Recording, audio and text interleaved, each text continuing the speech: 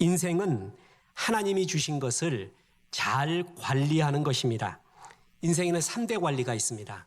하나는 실패 관리입니다. 그것은 위기 때의 관리이고 넘어졌을 때의 관리입니다. 두 번째는 성공 관리입니다. 내가 성공했을 때의 관리이고 하나님이 축복으로 주신 것에 대한 관리입니다. 실패 관리보다 성공 관리가 더 중요합니다. 왠지 아십니까? 성공했을 때 더 넘어집니다. 그리고 세 번째가 일상 관리입니다. 일상 관리를 다른 말로 한다면 유혹 관리입니다. 일상 관리를 잘못하면은 곧바로 실패 관리로 넘어가게 됩니다. 그것이 오늘 말씀의 주제입니다. 미리 잘 일상을 관리하게 되면 그 인생을 정비 인생, 신앙으로 말하면 정비형 신앙이라고 합니다. 그런데 일상을 잘 정비하지 못해요.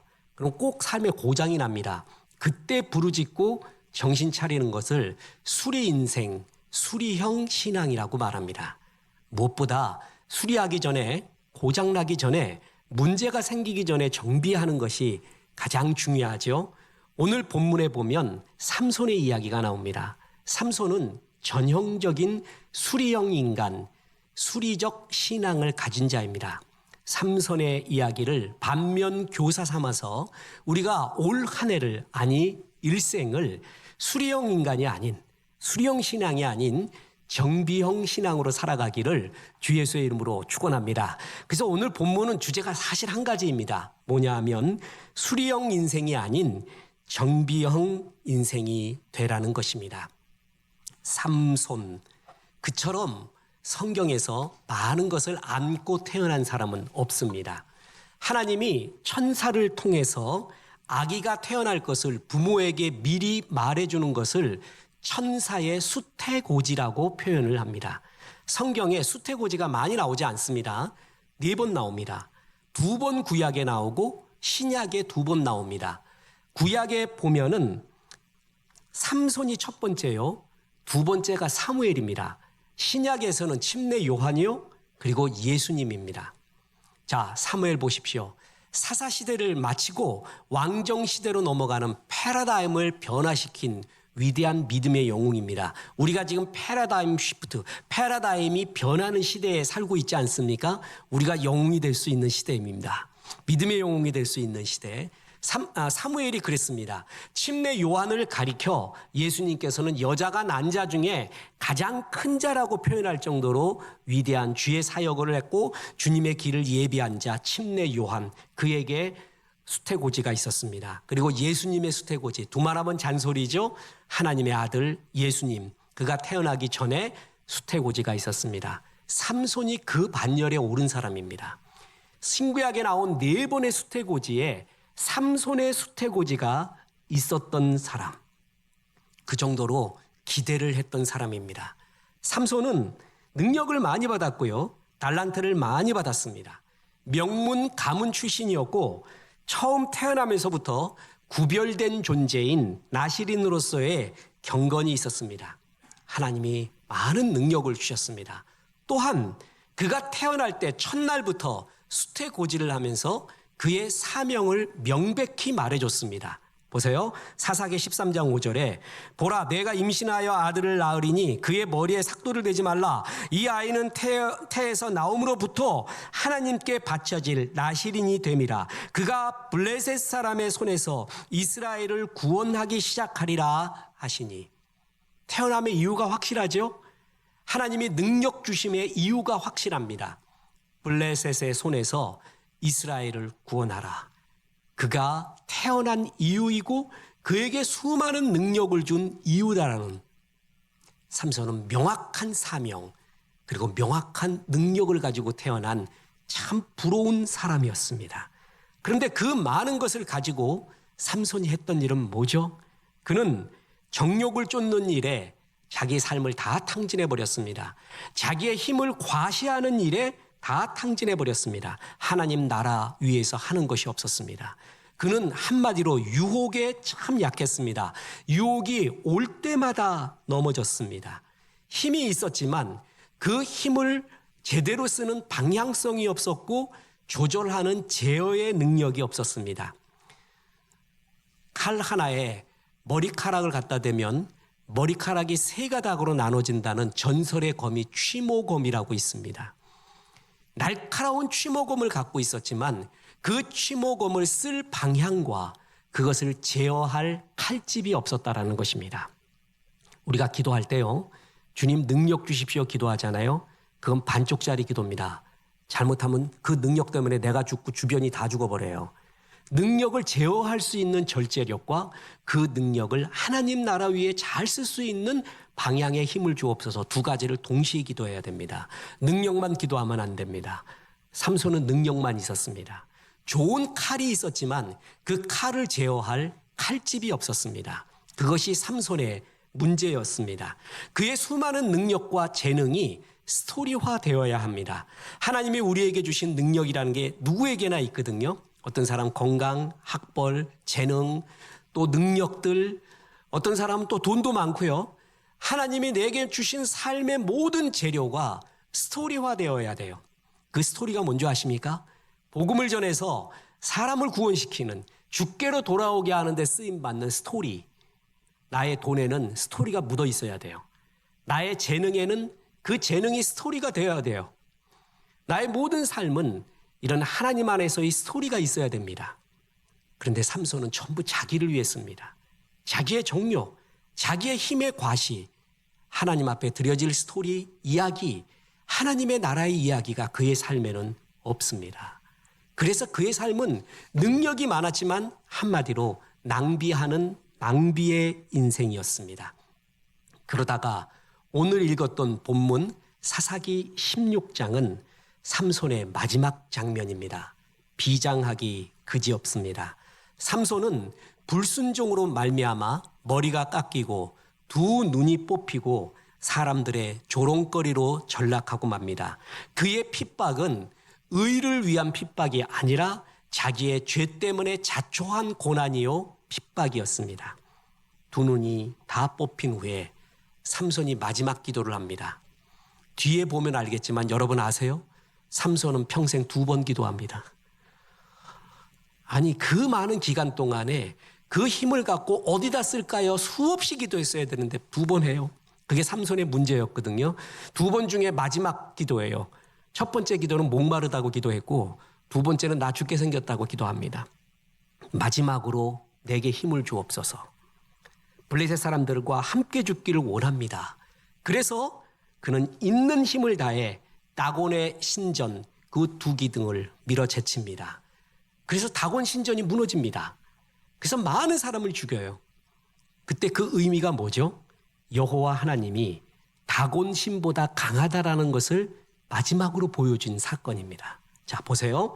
사사기 16장 28절에 삼손이 여호와께 부르짖어 이르되 주 여호와여 구하옵나니 나를 생각하옵소서. 하나님이여 구하옵나니 이번만 나를 강하게 하사 나의 두 눈을 뺀 블레셋 사람에게 원수를 단번에 갚게 하옵소서 하고 삼손이 집을 버틴 두 기둥 가운데 하나는 왼손으로 하나는 오른손으로 껴 의지하고 삼손이 이르되 블레셋 사람과 함께 죽기를 원하노라 하고 힘을 다하여 몸을 굽힘에 그 집이 곧 무너져 그 안에 있는 모든 방백들과 온 백성에게 덮치니 삼손이 죽을 때 죽인 자가 살았을 때 죽인 자보다 더욱 많았더라. 이게 그가 한 유일한 주의 일입니다. 그냥 죽을 때 많이 죽였어요. 그래서 다곤 신보다 여호와 하나님의 힘이 더 강하다는 것 보여주는 그가 하나였습니다. 그가 진지하게 기도했으면 얼마나 좋을까요? 수리형 기도를 했죠. 다 고장났어요. 다 망가졌어요. 마지막 한번 부탁합니다. 주님. 대표적인 수리형 기도를 합니다. 그가 평상시에 그 힘을 가지고 수없이 하나님과 동행하며 기도하며 정비하며 어떤 방향으로 쓸까요? 뭘 원합니까? 다윗처럼 계집 아이 다윗이라고 표현한 신학자처럼 수없이 다윗은 시시콜콜한 것까지 하나님께 다 물었지 않아요? 다윗이 물어가로되 여호와께서 대답하되 다윗이 또 물어가로되 여호와께서 또 대답하시되 이게 하나님 마음에 합한 다윗의 삶이었습니다. 삼손은 2번 기도합니다. 평상시에 그가 이 힘을 어디에 쓸까요? 이 축복을 어떻게 써야 되나요? 기도했으면 그의 삶은 또한 블레셋은 무너지게 될 것이고 하나님 나라는 얼마나 많이 확장되었을까요? 삶에는 수리형 삶이 있고 정비형 삶이 있고 신앙도 그러합니다. 자동차에 예를 많이 듭니다. 정비형 인생은 수리형 인생은 평소에 자동차에 정비에 별 관심 안 가집니다. 그러다 가다 서버려요. 고장이 나요. 그때 견인되고 나서 고치기 시작을 합니다. 어떤 것은 고칠 수 있고 어떤 것은 고치기가 불가합니다. 이런 주인을 만난 차는 고생 바가지로 합니다. 금방 망가집니다. 수리 비용도 엄청나게 듭니다. 다시 말합니다. 어떤 수리는 하기가 너무 힘듭니다. 그런데 정비형 인생은요, 차를 미리미리 점검합니다. 냉각수나 오일을 점검하고 교체해 줍니다. 차가 조금만 이상을 느껴도 진단을 하고 점검을 하고 타이어도 점검을 합니다. 특히 교회차는 더욱더 중요합니다. 교회차는 혼자만 타는 게 아니라 성도님들을 모시고 다니기 때문에 교회차에 대한 정비는 정말 정밀해야 됩니다. 굉장히 중요한 일입니다. 이런 정비를 잘한 차는 수명도 오래가고 자동차도 기분 좋게 달려갑니다. 정비형 스타일, 정비형 신앙, 그는 평상시에 잘합니다. 평상시에 주님 나에게 이 축복을 주신 이유가 뭡니까? 나는 어디로 달려가야 됩니까? 무엇 때문에 나에게 이런 복을 주십니까? 늘 묻습니다. 급하지 않은데도 새벽 기도를 합니다. 다급하지 않은데도 신실하게 예배를 합니다. 다급하지 않은데도 성경을 보고 다급하지 않은데도 하나님께 매달립니다. 이런 사람이 이깁니다. 수리형 신앙의 대표적인 사람들은요, 고장 났을 때 수리하는 기도한다 그랬잖아요. 근데 너무나 신기한 거는요, 수리형 신앙을 가지고 있는 사람은 계속 그 기도만 반복해요.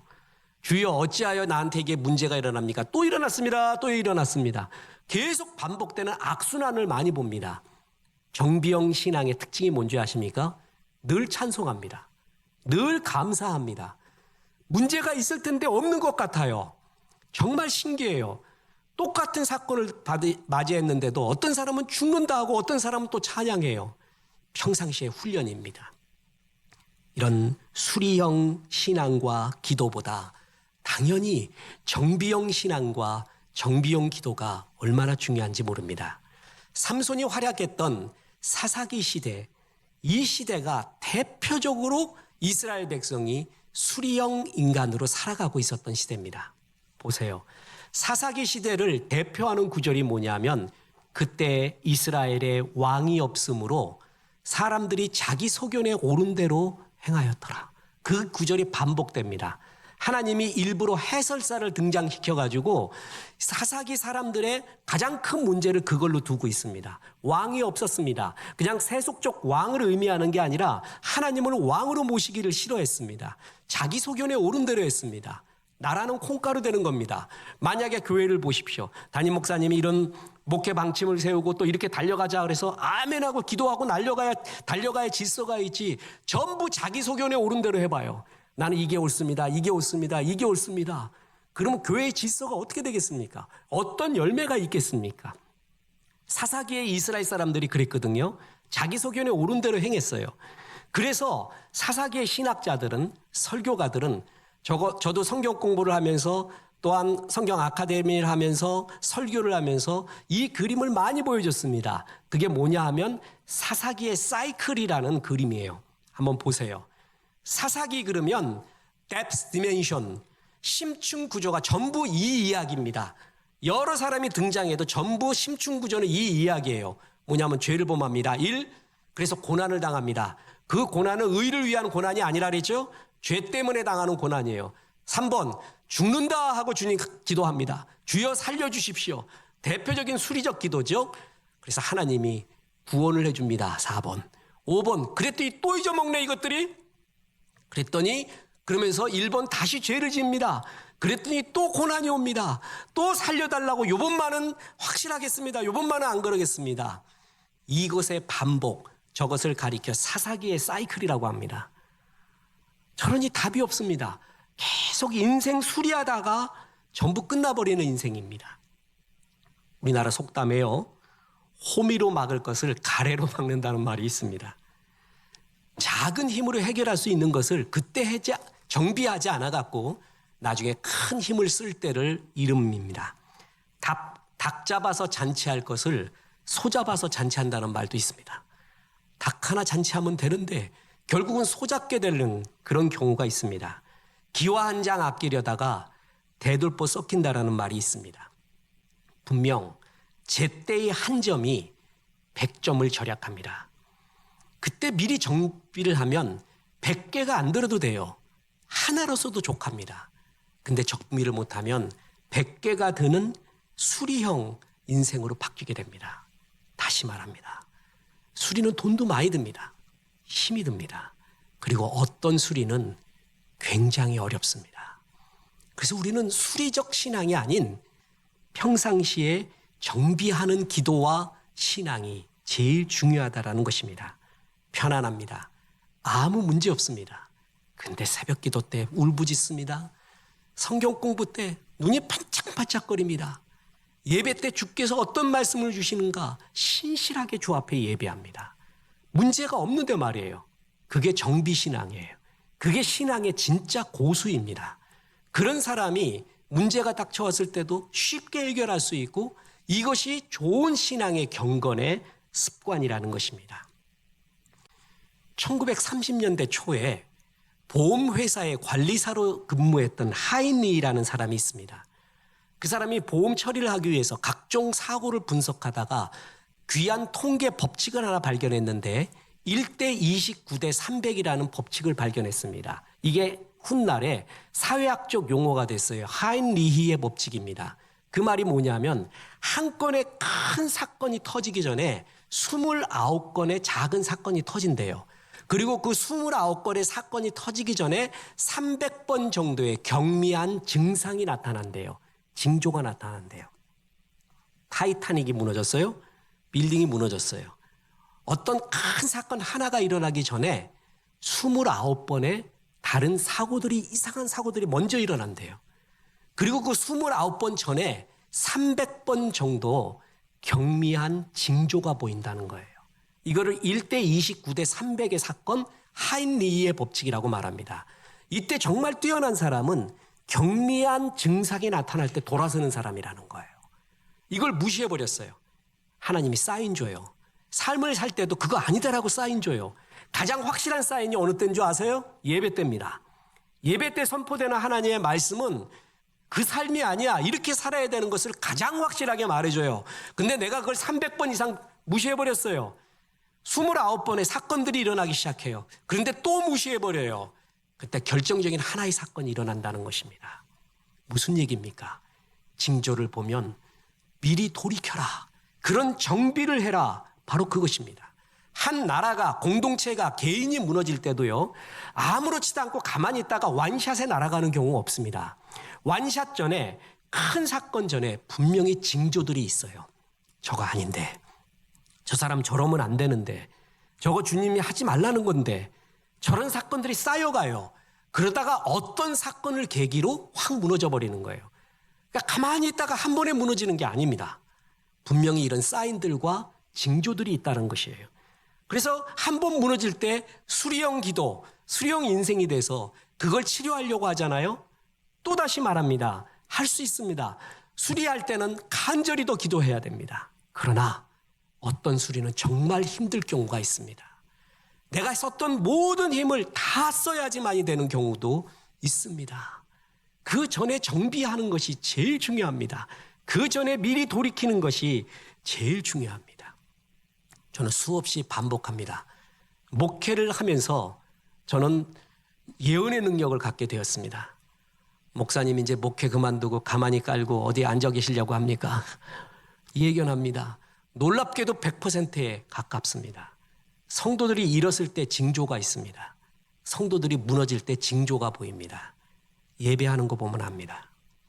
저 사람이 예배를 정말 신실하게 사모하는 사람이 있어요. 그 사람 지금 일어서고 있는 중입니다. 어떤 사람 예배를 소홀히 여겨요. 우습게 알아요. 그리고 감히 나를 까? 감히 이럴 수가 있어? 이런 교만한 자세가 있어요. 그 사람 무너지고 있는 중입니다. 우리 김은수 집사님 보십시오. 일부 예배 때 찬송을 했어요. 특송. 그러면 1부 때 특송하고 난 다음에 예를 들어서 예배 드리고 2부 때 안 와요. 3부 때는 더 안 할 수 있어요. 1, 2, 3부를 다 예배를 드려요. 특승하고 나서 그 똑같은 설교를 3번 다 듣습니다. 여러분, 이 사모함, 머리가 나빠서일까요? 물론 그럴 수도 있죠. 나 한 번 드려서 됐어. 또 들어? 난 한 번이면 좋게. 3번도, 4번도, 5번도 또 듣는 사람. 그러면서 주 앞에 겸손한 사람, 그 사람 서가고 있습니다. 근데 예배 왔어요. 예배보다는 내가 교회에서 할 일이 더 중요해. 그거 다 내려놓으세요. 그거 아무것도 아닙니다. 예배보다 소중한 건 이 세상에 없습니다. 예배를 위해서 모든 걸 하는 거예요.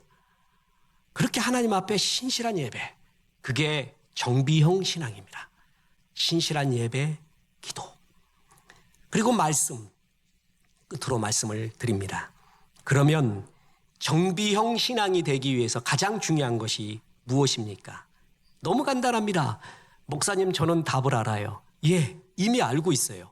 정비형 신앙이 되기 위해서 평상시에 신실한 예배, 간절한 기도 생활, 그리고 말씀 생활입니다. 어렵지 않죠? 끝없이 반복되는 이 말씀, 그러고도 나는 몰랐다고 말할 수 없을 것입니다. 이것이 정비형 신앙입니다. 삼손의 문제는 하나님과의 교제가 단절됐다는 데 있었습니다. 다시 말합니다. 삼손은 2번 기도합니다. 언제 기도했느냐? 보세요. 첫 번째 기도, 두 번째 기도가 오늘 본문에 읽은 거고요. 첫 번째 기도가 사사기 15장 18절에 나옵니다. 거기에 이런 기도가 나옵니다. 삼손이 심히 목이 말라 여호와께 부르짖어 이르되 주께서 종의 손을 통하여 이 큰 구원을 베푸셨사오니 내가 이제 목말라 죽어서 할례 받지 못한 자들의 손에 떨어질까 하나이다 하니, 우리가 잘 아는 엔학고레라는 샘물이 터져 나오는 장면에서 기도하는 모습입니다. 삼손은 평생 2번 기도했는데, 첫 번째가 목이 말라 죽겠다고 기도한 거 하나, 두 번째 눈도 뽑히고 힘도 다 빠지고 나 이제 마지막 힘 좀 써달라고 하는 기도 하나, 2 기도했습니다. 평상시에 그 힘 갖고 많이 하나님과 동행했으면, 기도하며 동행했으면 얼마나 좋은 일을 많이 했을까요? 그런 급할 때, 자기 죽게 생겼을 때 기도하는 대표적인 수리형 인간이었고 수리형 기도였다라는 것입니다. 어려움 닥치지 않았어요. 축복의 때에 있어요. 그런데 신실한 예배를 드려요. 신실하게 성경을 봐요. 간절히 주 앞에 매달려요. 그러면서 묻습니다. 주님, 왜 내게 이런 축복을 주셨습니까? 나는 무엇을 해야 됩니까? 이런 간절한 기도, 그게 바로 다윗의 기도였단 말이죠. 그래서 하나님이 다윗을 기뻐할 수밖에 없는 거예요. I can't help falling in love with you. 사랑하지 않을 수가 없다. 너를 사랑하지 않을 수가 없다. 대개 평상시에 축복되면은 다 이것 갖고 자기 힘 과시하고 자기 정욕을 위해 쓰려고 하는데, 너는 이것 갖고 뭘 하느냐? 나는 백향목 궁예고 하는데 하나님의 언약궤는 계달의 장막에 있구나. 그걸 슬퍼하는 너요. 얼마나 이쁠까요? 얼마나 좋을까요? 평상시에 축복의 관리, 일상의 관리가 바로 이런 것입니다. 주님, 나에게 왜 이런 축복을 주셨습니까? 왜 이런 기쁨을 주셨습니까? 무엇을 하라는 것입니까? 그것을 평상시에 축복 시에 계속 기도하는 것이에요. 그러다 보면 보여요. 제가 연초부터 계속 강조하는 게 있습니다. 발상의 전환을 해봐라. 이제껏 연초의 계획과 연초의 기도는 거의 주님 나를 축복해 주십시오예요. 이것이 잘 됐으면 좋겠습니다. 이것이 잘 됐으면 좋겠습니다 하거든요. 올 한해 이렇게 생각해 보세요. 내가 주님을 기쁘시게 하려면 어떻게 해야 되겠습니까? 어떤 것이 주님이 기쁘시게 하는 삶입니까? 한번 발상의 전환을 해보세요. 신앙의 터닝을 한번 해보세요. 그리하면 이 모든 것을 더한다고 했어요. 그의 나라와 그 의를 먼저 구하면, 그리하면 이 모든 것을 더한다고 했지, 우리는 이 모든 것만 계속 기도했잖아요. 그러니까 내 인생에 결정적인 변환이 없는 것입니다. 그 나라, 이 어려울 때 복음 전하겠습니다. 목사님이 설교에, 성경 공부에 어떤 도전을 줍니다. 주님, 그것은 제가 하겠습니다. 그것은 제가 할 일이군요. 이때를 위함이 아닌가? 맞습니다. 이때를 위한 겁니다. 제 모든 여건에 바로 그걸 위한 겁니다. 하나님 앞에 주님 제가 올해 뭘 하겠습니까? 라고 기도로 시작하잖아요. 그럼 내가 할 일이 보입니다. 아, 저거는 내가 할 일이야. 저거 내가 해야 돼. 라는 일들이 보이기 시작해요. 그때부터 신앙은 성숙하는 것입니다. 진짜 일어서는 것입니다. 그게 정비형 신앙입니다. 자, 평상시에 기도 관리, 말씀 관리입니다. 여러분, 기도와 말씀은 항상 동일합니다.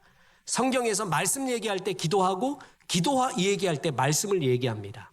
새로운 가나안 시대의 영웅, 가나안 시대의 지도자 여호수아에게 말합니다. 모세, 너무 기죽지 마라. 알아, 모세가 출애굽시켰지? 천지개벽과 같은 홍해를 가르며 이스라엘 백성들 이끌었지? 모세는 거기까지야. 이제 가나안은 너다. 너 기죽지 말고 힘내라. 미리 이 말씀을 가슴에 두어라. 그럼 네가 형통하고 잘 된다. 하나님의 일을 잘할 거야 라고 줬던 말씀이 여호수아 1장 8절입니다. 보세요. 이 율법책을 내 입에서 떠나지 말게 하며 주야로 그것을 묵상하여 이 안에 기록된 대로 다 지켜 행하라. 그리하면 내 길이 평탄하게 될 것이며 내가 형통하리라. 이게 정비형 신앙의 전형적인 구절입니다. 어느 때 읽으라고요? 주야로 읽으래요. 다 지켜 행하라. 무슨 뜻이에요? 모든 성경에서 말하는 가치관의 로드십 다 인정해라. 어떤 사람은요, 성경을 다 받아들이는데요, 자녀관에 있어서는 자기 생각대로 해요. 성공관에 있어서는 자기 생각대로 해요. 물질관에 있어서는 자기 생각대로 해요. 성경에서 자녀관, 행복관, 성공관, 물질관 모든 얘기해 주시는지 알죠? 모든 얘기를 다 해주고 있어요. 다 지켜 행하라는 뜻이 뭔지 아세요? 성경의 가치관을 받아들여라. 그랬을 때 그것이 진정한 평탄한 길이고 의미 있는 길이고 정비형 인생의 대표적인 것입니다. 자, 하나님 기쁘시게 하는 일이 뭡니까? 주님, 내가 지금 큰 고난이 없습니다. 나에게 이런 축복을 주신 이유가 무엇입니까? 무엇을 해야 될까요? 하나님이 제일 기뻐하는 내 삶의 이야기는 뭘까요? 내 삶에 주신 모든 걸 통해서 주님 앞에 스토리가 되기를 원합니다.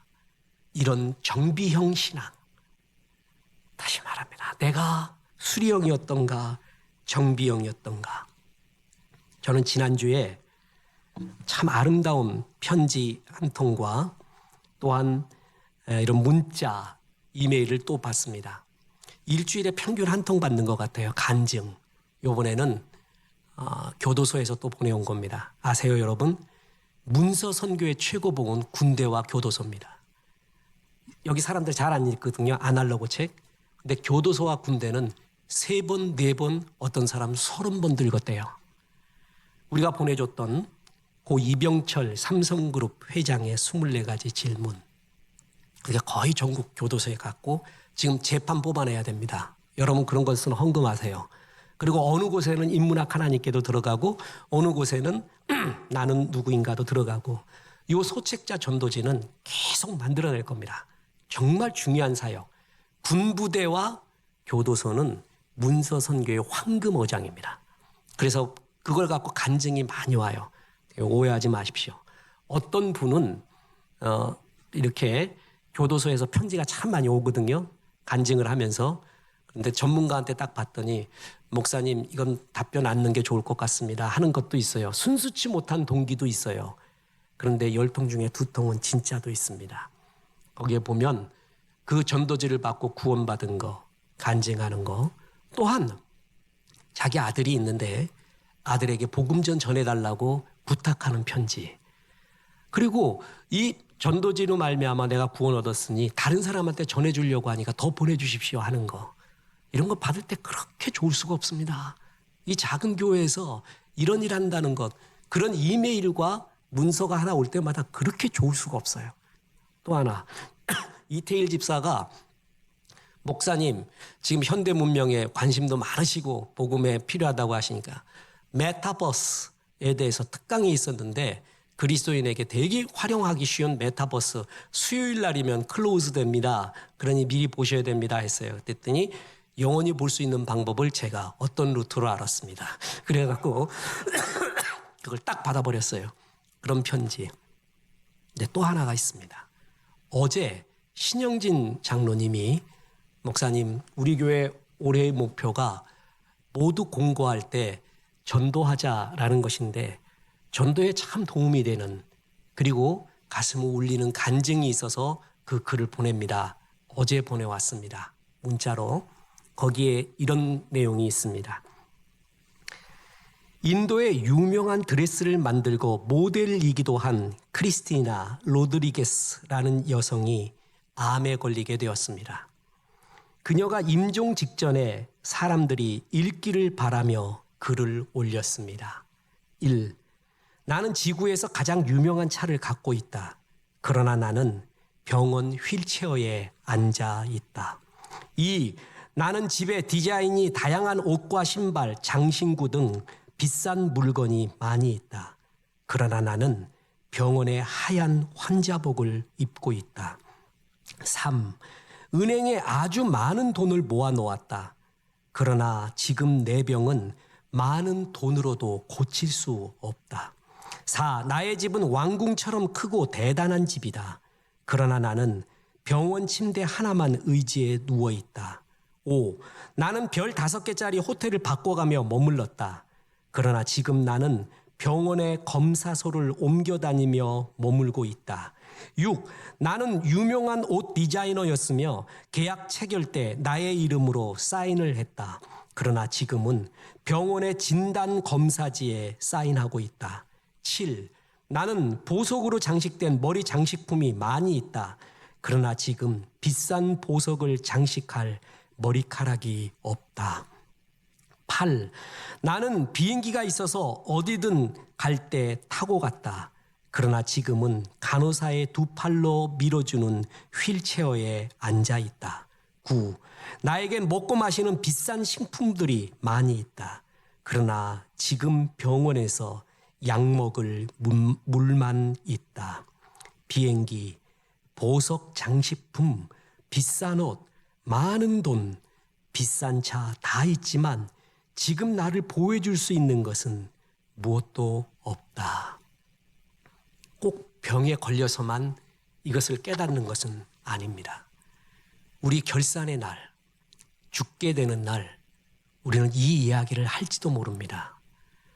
왜 그토록 썩어지는 것에, 이 땅에 있는 것에 내 모든 힘과 노력을 다 썼을까? 이 옷이, 이 비싼 것이, 이 자랑거리가 무슨 소용이 있을까? 이것을 가지고 많은 영혼을 구원하며 주 앞에 영원한 일을 할 수 있는 일이 얼마나 기회가 많았는데 마지막에 그 기도를 한다면 얼마나 비참하겠습니까? 삼손과 같은 기도 아니에요? 그래서 삼손과 같이 하나님이 마지막 힘을 줘서 마지막 용을 써서 수리할 수 있는 사람도 있겠지만 너무 늦어버린 사람도 많이 있을 것입니다. 이것이 다 무슨 소용이 있겠습니까? 진짜 바람과 안개 같은 일입니다. 올해 이것을 많이 기억하십시오. 하나님이 올해 말에 나를 데려가신다면, 그리고 올해 말에 재림이 일어난다면 우리 앞에서 아무리 이런 급한 기도를 드려도 될 일이겠습니까? 미리미리 정비하는 것입니다. 결산의 날을 미리 정비하는 거예요. 죽게 되는 그 날을 미리 정비하는 것입니다. 그래서 그 날을 늘 바라보면서 주님, 내가 얼마 남지 않은 나의 인생, 한정적인 나의 인생을 하나님 앞에 아름답게 드리기 원합니다. 마지막에 가서 수리하는 기도, 끝없이 수리하는, 고장나 수리하는 인생이 아닌 미리 하나님 말씀 잘 사모하고 간절한 기도하고 축복의 이유를 묻고 말씀 잘 성가하면서 정비하면서 나날이 죽게 더 나가는 아름다운 주의 성도 되기를 주 예수의 이름으로 축원합니다.